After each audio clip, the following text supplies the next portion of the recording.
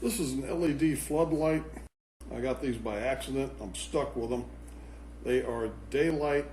That's the color of light, 5,000 Kelvin. They're very harsh.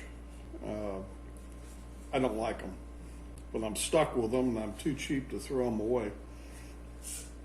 These are very white. They're annoying. To me, they are anyway. I much prefer a cool white or kind of a warm white floodlight. And this throws light out in all directions. I only need the floodlight, especially something that's harsh like this. I only need to throw light straight out.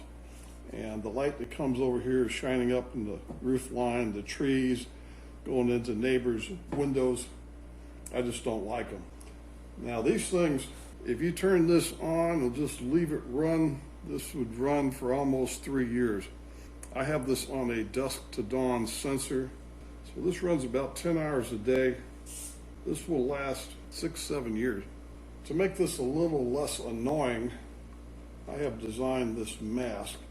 And this mask will print, it's actually in 2 pieces, that will print on a 3D printer without any supports. And I made a little test thing here to try and match the curvature on this outside edge. This will just pop on there, and it's a very good fit. And then this piece goes on here, and then I have a video on chemically welding PLA. You just put that together, either hand hold it or a couple of clamps, put some of that solvent in there to weld that together. And now the light just comes out of here.